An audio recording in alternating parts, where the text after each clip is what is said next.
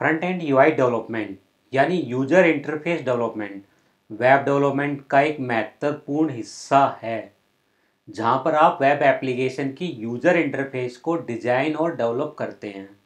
यानी ये वो हिस्सा है जो यूजर एक वेबसाइट या वेब एप्लीकेशन के ब्राउज़र में देखते हैं और इंटरेक्ट करते हैं। यूआई डेवलपर रिस्पॉन्सिव होते हैं वेबसाइट का ओवरव्यू डिज़ाइन, यूजर एक्सपीरियंस और रिस्पॉन्सिव के लिए। तो भाई ये था छोटा सा ना हमारा यूआई फ्रंट एंड डेवलपमेंट का रोड मैप कि भी फ्रंट एंड क्या होता है, कैसे काम करता है। तो बेसिकली देखो, आज हम बात करेंगे front end developer road map के बारे में फॉर द बिगनर्स यूजर्स के लिए। तो भी आप भी फ्रंट एंड बनना चाहते हो, ठीक है, और आपको भी कुछ स्किल लर्न करनी है, लेकिन आपको कोई पूरी गाइड नहीं है, आपको पूरा नहीं पता कि भाई कैसे में क्या क्या आना चाहिए जिसके लिए हम फ्रंट एंड डेवलपर बन सकें। तो भी आइए चलते हैं, इसी पर आज का हमारा टॉपिक है। मेरा नाम है रोहित आज़ाद मलिक, मैं हूँ UI developer. Last 13 years experience है भाई मुझे। आज हम छोटा सा ज्ञान बांट रहे हैं अपना ही, ठीक है, एक्सपीरियंस शेयर कर रहे हैं। तो देखो भाई बेसिकली क्या होता है, जो आपका फ्रंट एंड यूआई डेवलपमेंट में अगर आपने शुरुआत करनी है ना, तो शुरुआत करने के लिए आपको क्या क्या आना चाहिए। आप एक फ्रंट एंड बनना चाहते हो, सबसे पहले तो देखो आपको ना HTML आना चाहिए। HTML क्या है भाई? हाइपर टेक्स्ट मार्कअप लैंग्वेज, ठीक है। सेकंड आपको CSS आनी चाहिए, कैस्केड स्टाइल शीट क्या होती है, ठीक है। थर्ड आपका आता है जावास्क्रिप्ट कि भाई जावास्क्रिप्ट हम कैसे यूज करते हैं। फोर्थ आपका आता है रिस्पॉन्सिव डिजाइन, ठीक है। फिर आपका नेक्स्ट आपका आता है वर्जन कंट्रोल। फिर आपके आते हैं वेब डेवलपमेंट टूल, और फिर आता है बेसिक डिजाइन प्रिंसिपल, ठीक है। तो ये सारी चीजें हैं। तो देखो सबसे पहले हमारा क्या भाई HTML है, ठीक है। तो एक HTML अगर आप सीखने जा रहे हो तो आपको HTML में क्या क्या आना चाहिए, जो कि बेसिक से सिंटैक्स है भाई। स्टार्टिंग में आपको देखो रीड करना है basic structure. Basic structure basically क्या होता है, जैसे कि आपका डॉक टाइप हो गया, हेड हो गया, HTML हो गया, बॉडी एलिमेंट हो गया, इनकी आपको पूरी नॉलेज होनी चाहिए। नेक्स्ट हमारे आते हैं elements and tags. Element and tags क्या होता है, जैसे लाइक आपका हेडिंग हो गया, paragraph, link, image and list. फिर नेक्स्ट आता है भाई हमारा एट्रीब्यूट कि हम एट्रीब्यूट में हमें क्या क्या पता होना चाहिए। जैसे एट्रीब्यूट क्या है भाई, जैसे आपकी क्लास है, आईडी है, SRC है, HREF है, जो आप एक एलिमेंट के एट्रीब्यूट पे सेट करते हो। फिर भाई नेक्स्ट इसके बाद आपको क्या लर्न करना चाहिए, इसके बाद आपको आना चाहिए कि भाई HTML फॉर्म हम कैसे यूज करते हैं। जैसे आपका फॉर्म टैग होता है, इनपुट टैग होता है, टेक्स्ट एरिया होता है, सबमिट होता है, बटन होता है, एटसेट्रा। नेक्स्ट हमें टेबल के बारे में नॉलेज होनी चाहिए। टेबल में हम कैसे टेबल राइट करते हैं, जैसे आपका टेबल हो गया TR, TD, TH वगैरह एटसेट्रा। भाई उसके बाद अगर ये सारी चीज़ें आपने रीड कर ली हैं, आपको आ गई है, फिर आपको पता होना चाहिए कि सेमेंटिक HTML क्या होता है और सेमेंटिक HTML हम क्यों यूज करते हैं। सेमेंटिक HTML कैसे होते हैं, राइट, जिनका ही कोई मीनिंग होता है। जैसे आपका हेडर हो गया, नैव हो गया, सेक्शन हो गया, आर्टिकल हो गया, ए साइड हो गया, फुटर हो गया, और हम ये कहाँ यूज करते हैं, इसका पर्सपेक्टिव क्या है। बेसिकली ये हमारा SEO एंड एक्सेसिबिलिटी में भी काफ़ी मदद करता है, ये भी आपको पता होना चाहिए। फिर भाई उसके बाद ना आपको देखो क्या रीड करना है, उसके बाद आपको रीड करना है कि मल्टीमीडिया के जो टैग्स होते हैं वो आपके क्या होते हैं HTML के अंदर।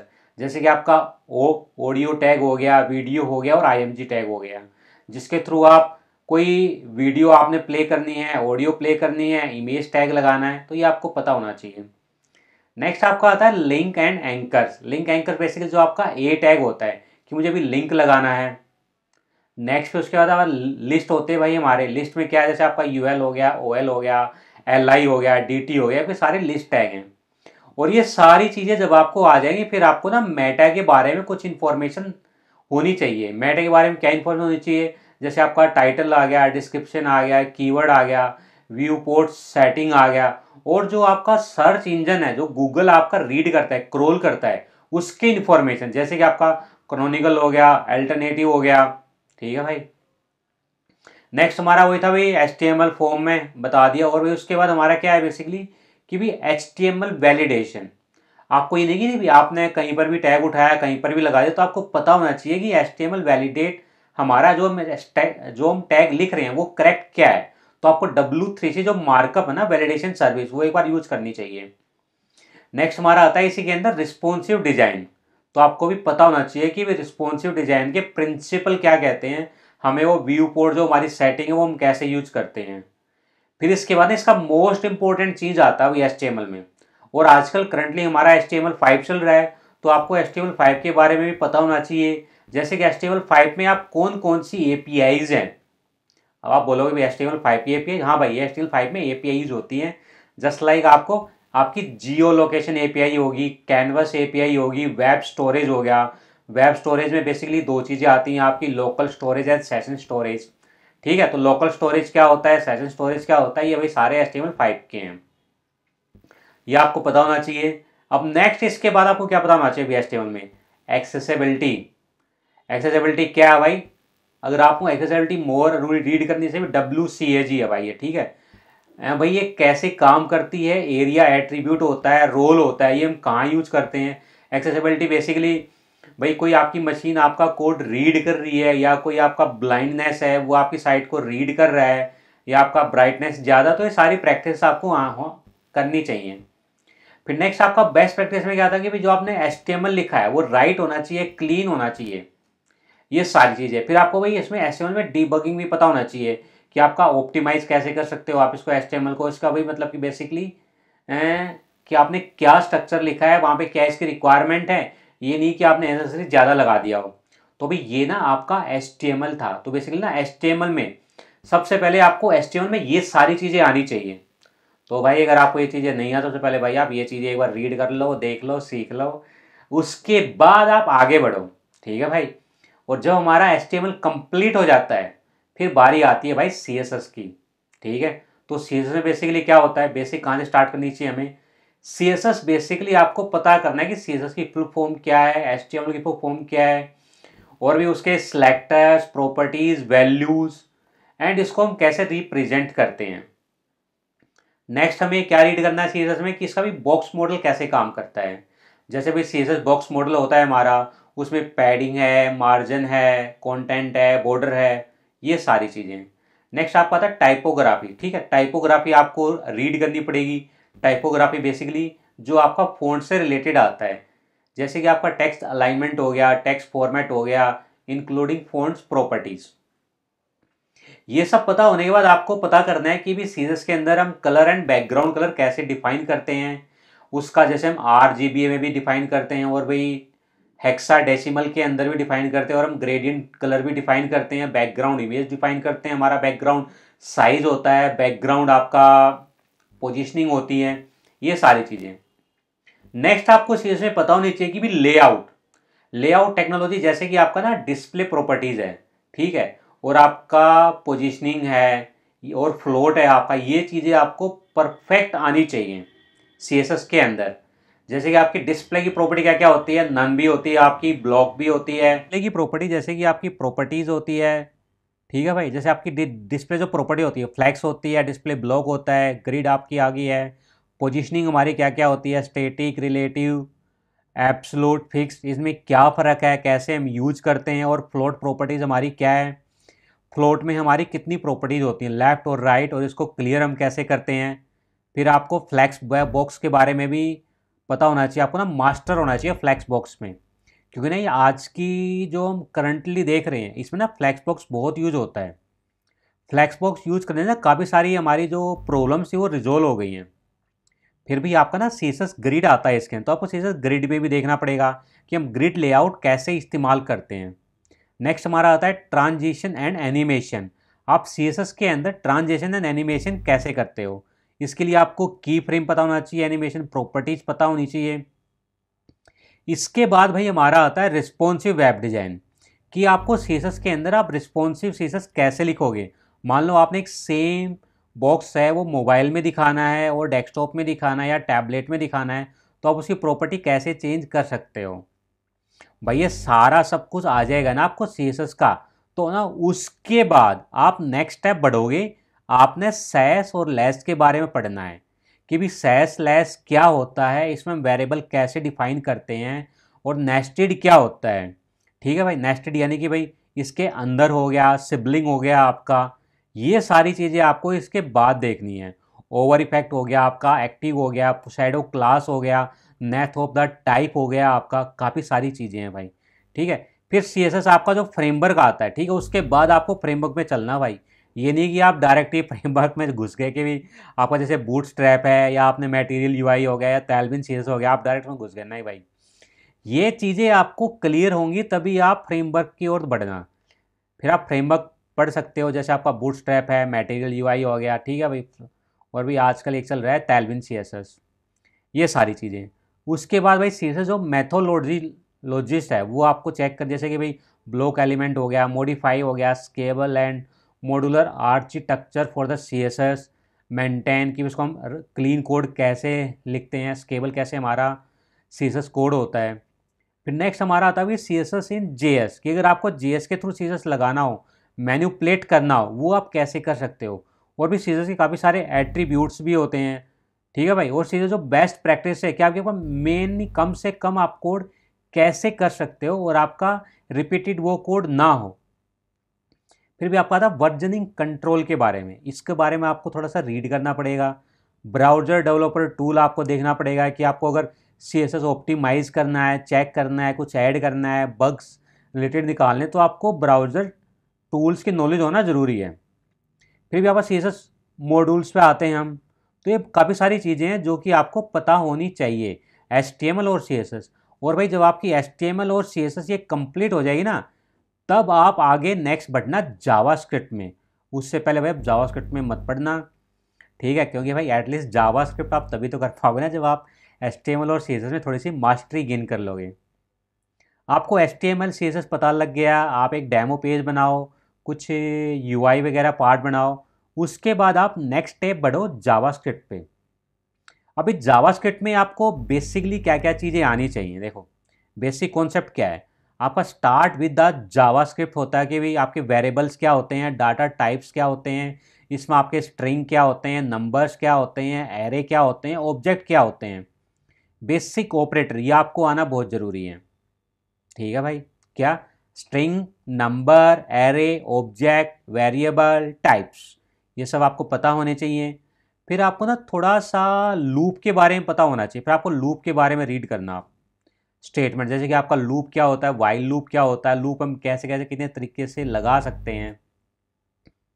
इसके बाद फिर आप रीड करना भाई फंक्शन। फंक्शन हम कैसे हम फंक्शन बनाते हैं, कैसे हम फंक्शन में आर्ग्यूमेंट पास करते हैं, कैसे हम वैल्यू को रिटर्न करते हैं। जैसे कि भाई, और कि भाई इसके अंदर जैसे हमारा स्कोप हो गया, क्लोजर हो गया, दिस हो गया, ये हमारा कैसे काम करता है। फंक्शन के अंदर ये चीज़ें आपकी क्लियर होनी चाहिए, ठीक है भाई। नेक्स्ट हमारा आता है डोम मैनिपुलेशन, कि भाई हमें डोम मैनिपुलेशन हम कैसे करते हैं। जैसे आपका डॉक्यूमेंट ऑब्जेक्ट मॉडल होता है, ठीक है, पर जावास्क्रिप्ट के साथ जो वेब पेज में होता है उसको आप कैसे चेंज कर सकते हो, कैसे आप मैनिपुलेट कर सकते हो। कोई यूजर है, किसी ने इवेंट लगाया, इवेंट के क्लिक पे आप कैसे उसको चेंज कर सकते हो। फिर आपको भाई कोई HTML रिमूव करना है, ऐड करना है, मॉडिफाई करना है, ये सब आपको करने पड़ेंगे। उसके बाद आपने यूज करना है कि भाई इवेंट्स। इवेंट्स बेसिकली क्या होते हैं हमारे, कि भी कोई यूजर आपका इंटरेक्टिव करता है आपकी वेबसाइट पे, कोई CTA है, कोई बटन है, उस पर माउस ओवर करता है, क्लिक करता है, या फिर कीबोर्ड से इवेंट फायर करता है। उसके बेस पे आप क्या चीज़ें ट्रिगर करा सकते हो। मान लो मैंने बटन है, बटन पे क्लिक किया, कोई मैं पॉपअप ओपन करवाना चाहता हूँ, कुछ इन्फॉर्मेशन दिखाना चाहता हूँ, तो ये सारी चीज़ें आपको आनी चाहिए कि इवेंट के बेस पे कैसे करते हैं। आपका इवेंट बबलिंग क्या होता है, कैप्चरिंग क्या होता है, ये सारी चीज़ें। फिर भाई इसके बाद ना अब आपका आता है एसिंक्रोनस जावास्क्रिप्ट, कि भाई ये एसिंक्रोनस और सिंक्रोनस जावास्क्रिप्ट क्या होती है, इसके बारे में आपको रीड करना बहुत ज़रूरी भाई, मैंडेटरी है। जैसे कि आप एसिंक्रोनस प्रोग्रामिंग है, ठीक है, इसके साथ में हम कॉल बैक कैसे यूज करते हैं। फिर उसके बाद हमारा प्रोमिसेस आता है कि हम प्रोमिसेस कैसे यूज करते हैं, उसके कितने मेथड्स होते हैं हमारे। और भी एसिंक्रोनस और अवेट उसके बाद लेटेस्ट आया हमारा, उसको हम कैसे यूज करते हैं और कैसे इस्तेमाल करते हैं। और उसके बाद भाई आपको लर्न करना है कि भाई how to make HTTP request using technologies like fetch API होगी, आपकी एक्सियोस होगी, जावास्क्रिप्ट हो गया, एक्सेट्रा वगैरह। कि भाई आपको कोई API दे दे, आपको API कॉल करनी है, तो आप वो कैसे कॉल करोगे, उसका डेटा आप कैसे लेके आओगे, अजेक्स के थ्रू कॉल करोगे, जावास्क्रिप्ट के थ्रू कॉल करोगे, एटसेट्रा। इसके बाद नेक्स्ट हमारा आता है ES6 का फीचर। ES6 के फीचर आपको पता होने बहुत ज़रूरी है, जैसे कि आपका एरो फंक्शन आ गया, टेम्पलेट लिटरेचर आ गया, डीस्ट्रक्चरिंग आ गया, एंड स्प्रेड आ गया, रेस्ट ऑपरेटर आ गया आपका, कॉन्स्ट आ गया आपका, फैट एरो फंक्शंस आ गया आपका, और भी आपका लेट हो गया, एटसेट्रा। नेक्स्ट हमारा था ऑब्जेक्ट ओरिएंटेड प्रोग्रामिंग, जो कि भाई कॉमनली हर जगह इंटरव्यू में पूछा जाता है, भाई ऑब्जेक्ट ओरिएंटेड प्रोग्रामिंग क्या होती है, इसके बारे में आप एक्सप्लेन करो। जावास्क्रिप्ट में इंक्लूड जैसे आपका भाई प्रोटोटाइप होता है, कंस्ट्रक्टर होता है, क्लासेस होती हैं, इनहेरिटेंस होती है, सब भी आपको आना चाहिए। उसके बाद भाई हमें ना एरर हैंडलिंग भी करनी आनी चाहिए जावास्क्रिप्ट के अंदर। एरर हैंडलिंग क्या है कि भी understand how to handle error and executing using try catch blocks. कि भी हमारा कोई अगर एरर आता है, ठीक है, एरर बेसिकली क्या होता है ना भाई, कि मान लो आप जावास्क्रिप्ट में कोई कोड लिख रहे हो, एरर आ गया है, ठीक है, तो आपका ना पूरी फाइल वो स्टॉप हो जाएगी, वो कोड आपका आगे रन ही नहीं करेगा। तो उसको रिजोल्व करने से क्या बेसिकली मुझे ना बेसिकली क्या करना पड़ेगा, वहाँ पे ना मैं ट्राई कैच लगा दूंगा। ट्राई कैच में बेसिकली क्या होता है, आपने ट्राई कैच में कोड लिखा, अगर उसमें कोई एरर आता है तो वहाँ पे वो उसको स्टॉप नहीं करेगा, नेक्स्ट बढ़ देगा, वहाँ आपका एरर शो कर देगा। तो ये है भाई एरर हैंडलिंग। उसके बाद भाई आपको एक्सप्लोर करना है अपने आप को डीबगिंग टूल एंड टेक्निक्स, ठीक है, टेक्निक के थ्रू, कि भाई आपको डीबगिंग कैसे करना है। कोई आपका जावास्क्रिप्ट में आ गया, उसमें भी आपको कंसोल से चेक करना है, अलर्ट से चेक करना है, या फिर भाई ब्रेक पॉइंट लगा के चेक करना है, कौन से टूल में आपको चेक करना है, फायरफॉक्स में चेक करना है या क्रोम में चेक करना है, इसकी आपको नॉलेज होनी चाहिए।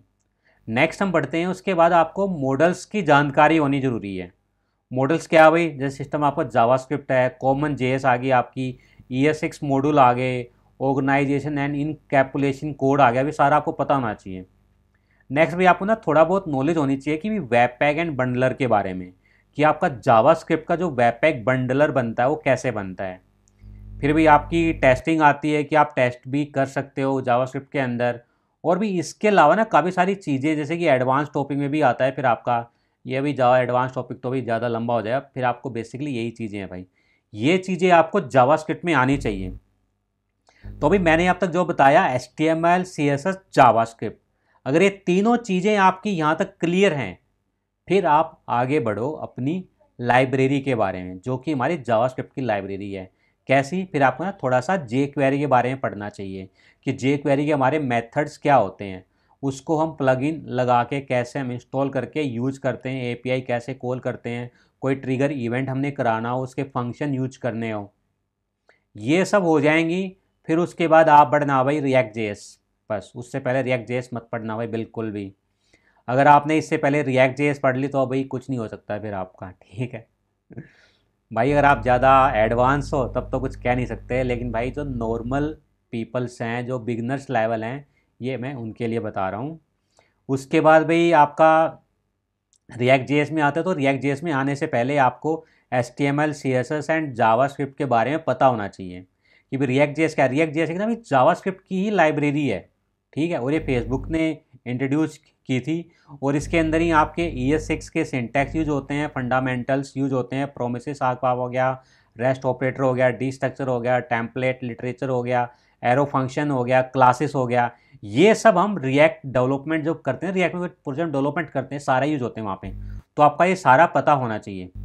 अब नेक्स्ट आप अगर आप रिएक्ट सीख रहे हो, तो रिएक्ट में बेसिकली आपको क्या पता होना चाहिए, आपको ना रिएक्ट का कॉन्सेप्ट पहले आप क्लियर करो, कि रिएक्ट क्या है, कैसे काम करती है, इसके कंपोनेंट्स क्या हैं, स्टेट्स क्या हैं, JSX क्या है, इसमें प्रोप्स क्या है, स्टेट क्या है, कंपोनेंट का जो लाइफ साइकिल मेथड्स हैं वो हमारे कैसे रन करते हैं, कैसे हम इस पर काम करते हैं।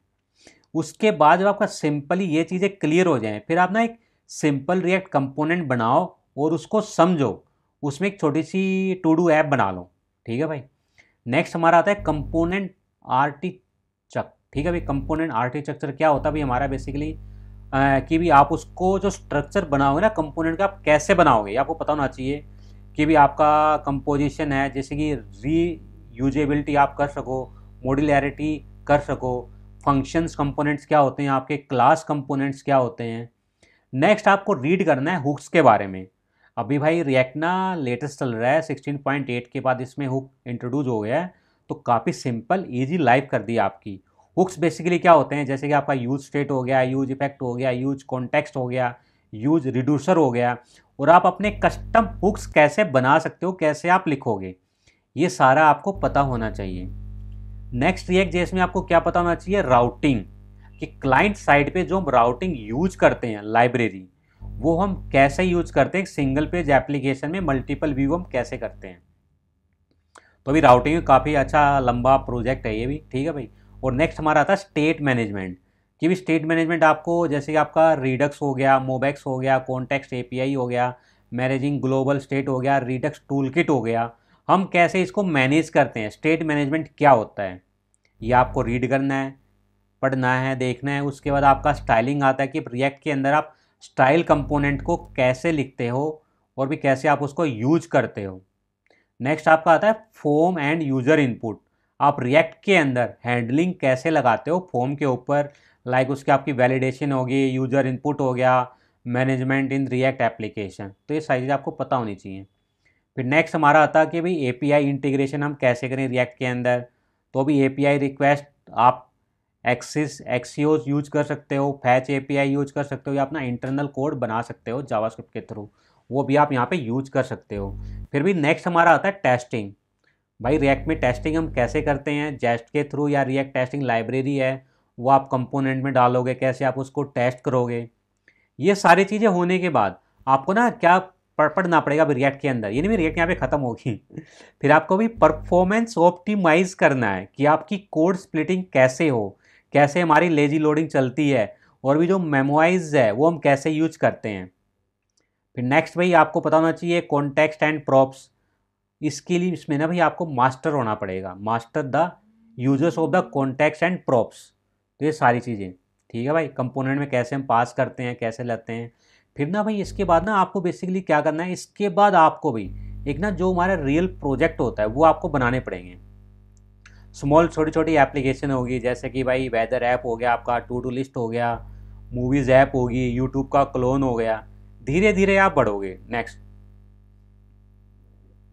ये सारी चीज़ें हैं भाई। इसके बाद बेसिकली क्या है, अगर आप यहाँ तक पढ़ चुके हो, रिएक्ट आप यहाँ तक कर चुके हो, इसके बाद आता है फिर भाई एडवांस टॉपिक, ठीक है, लाइक सर्वर साइड रेंडरिंग। हम रिएक्ट को सर्वर साइड रेंडरिंग कैसे करते हैं, क्लाइंट साइड रेंडरिंग क्या होती है, एसएसआर क्या होती है आपकी, और भी react router, advance state management pattern क्या होते हैं।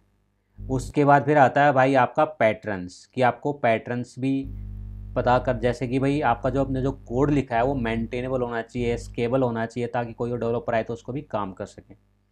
और भी इसके बारे में आपको ना डेव टूल की भी नॉलेज होनी चाहिए, क्रिएट रिएक्ट ऐप आपका क्या है, रिएक्ट डेव टूल है, एक्सेट्रा लाइब्रेरी है भाई काफ़ी सारी। और भी आपको कम्युनिटी भी पता होना चाहिए कि भाई रिएक्ट की बहुत सारी कम्युनिटी हैं ऑनलाइन, जैसे आपकी स्टैक ओवरफ्लो होगी, यूट्यूब हो गया, ब्लॉग्स हो गए हैं काफ़ी सारी, और रिएक्ट की खुद की अपनी भी कम्युनिटी है, वहाँ पे आप क्वेश्चन पोस्ट कर सकते हो और आंसर ले सकते हो। फिर भी अगर आपने रिएक्ट की एप्लीकेशन बना दी, उसको आप डिप्लॉयमेंट कैसे करोगे, आपको ये भी पता होना चाहिए ना भाई। आज की डेट में वर्चुअल हो गया, नेटलीफाई हो गया, AWS हो गया, सब आपको ना कुछ फ्री देते हैं कि आप फ्री ऑफ कॉस्ट में इनके सब डोमेन के साथ अपना कोड को डिप्लॉय कर सकते हो। तो नॉलेज आपको होनी चाहिए। तो भाई ये सारी नॉलेज अगर आपको हो जाएगी ना, तो यहाँ तक आप रिएक्ट कर सकते हो, ठीक है। ये रिएक्ट आपका हो जाएगा। अब उसके बाद बेसिकली क्या आता है भाई हमारा, उसके बाद हमारा आता है भाई नेक्स्ट जेएस, ठीक है, मोस्ट इम्पोर्टेंट टॉपिक। अगर आपने ये तीनों टॉपिक आपके कवर हो गए हैं, फिर आप नेक्स्ट जेएस की तरफ जाओगे। उससे पहले भाई नेक्स्ट जेएस की तरफ देखना भी मत, ठीक है। और भी नेक्स्ट जेएस करने से पहले आपको सर्वर साइड पता होना चाहिए, मोंगोज डीबी पता होना चाहिए, नोड जेएस पता होना चाहिए, एपीआईज हमारी कैसे काम करती हैं, कैसे डेटा लेके आती हैं, वो सब पता होना चाहिए भाई। नेक्स्ट जेएस है क्या, basically next JS react JS का ही फ्रेमवर्क है। नेक्स्ट जेएस रिएक्ट जेएस के ऊपर काम करता है। अगर आप रिएक्ट जेएस सब कुछ आ चुका है आपको, HTML CSS जावास्क्रिप्ट, तो ही आप नेक्स्ट जेएस में बढ़ना, क्योंकि नेक्स्ट जेएस में होता है क्या है, सारे सिंटैक्स आपकी रिएक्ट जेएस के ही होते हैं। रिएक्ट जेएस में जो आप लाइब्रेरी इंस्टॉल करते हो ना, वो सारी आपको नेक्स्ट जेएस ऑटोमेटिकली इंस्टॉल करके देती है। ना तो आपको कॉन्फ़िगरेशन करने की ज़रूरत, ना आपको सर्वर साइड रेंडरिंग करने की ज़रूरत, ना आपको राउटिंग इंस्टॉल करने की ज़रूरत। नेक्स्ट जेएस आपको सारा चीज़ें प्रोवाइड करती हैं, और तो और नेक्स्ट जेएस आपको एपीआई भी बनाने का ऑप्शन प्रोवाइड करती है। अभी जैसे कि हम क्या करते हैं ना कि हम मोंगोडीबी सीख लेते हैं और नोड जेएस में एपीआईज बनाते हैं, बट नेक्स्ट जेएस में आपको नोड जेएस की ज़रूरत नहीं है। ठीक है भाई, उसमें आप नेक्स्ट जेएस के अंदर ही एपीआई बना सकते हो। वो आपको रीड करना है कि सर्वर साइड रेंडरिंग कैसे काम करती है। नेक्स्ट जेएस आपका एसईओ जो सर्च इंजन ऑप्टिमाइजेशन है वो पूरा का पूरा टूल आपको देती है। ऑप्टिमाइज बाय डिफ़ॉल्ट आपको करके देती है। राउटिंग इसका फोल्डर बेस होता है, ऑटोमेटिक आपको देती है। एपीआईस आप इसकी जो बनाना चाहो वो आप बना सकते हो, get, post, put, delete, fetch. इसके साथ साथ भाई आप ना एपीआई को कैश भी कर सकते हो कि ये एपीआई आप कितने टाइम के लिए कैश हो, कैसे चलेगी। तो ये सारी चीज़ें फिर आपको ना एडवांस टॉपिक में जाती है। तो नेक्स्ट जेएस कैसे हमारी काम करती है उसके मेथड्स होते हैं, जैसे कि आपका एसईओ हो गया, ठीक है भाई, इमेजेस हो गया, लिंक हो गया, ये सारे टैग्स हो गया, एक्सेट्रा हो गया, फोल्डर स्ट्रक्चर हो गया, क्लाइंट साइड मेरे को रन करना है, सर्वर साइड रन करना है, ये सारी चीज़ें। इसके बाद भाई अगर नेक्स्ट जेएस में आपने कर लिया तो भाई आप फुल स्टैक डेवलपर बन जाओगे। यूआई फ्रंट एंड डेवलपर का ये ना भी रोड मैप था मेन। और भी आने वाले टाइम में ना जो कि मुझे लगता है तो भाई कोई अलग से एपीआई नहीं बनाएगा, सिंपल ही एक डेवलपर आएगा। भाई आपको नेक्स्ट जेएस आती है, रिएक्ट आती है, जावास्क्रिप्ट, एचटीएमएल, सीएसएस, आ जाओ भाई, मोंगोडीबी का हमारा ये एक्सेस है, आप ही एपीआई बनाओ और आप ही हमारा यूआई बनाओ, जनरेट करो। ये डिज़ाइन हमने दे दिया है ऑप्टिमाइज, क्योंकि बाय डिफ़ॉल्ट आपका नेक्स्ट जेएस करता ही है। तो भी आने वाला टाइम बहुत कुछ चेंज होने वाला है। ठीक है, तो भाई ये था हमारा यूआई फ्रंट एंड डेवलपर का रोड मैप। आई होप आपको भाई अच्छा लगा होगा। इसके रिगार्डिंग कोई क्वेश्चन हो तो आप मुझे बताना कमेंट बॉक्स में, उसके बाद मैं उसका आंसर देने की कोशिश करूँगा। ठीक है भाई, मिलते हैं किसी और नेक्स्ट वीडियो में नेक्स्ट टॉपिक के साथ। तब तक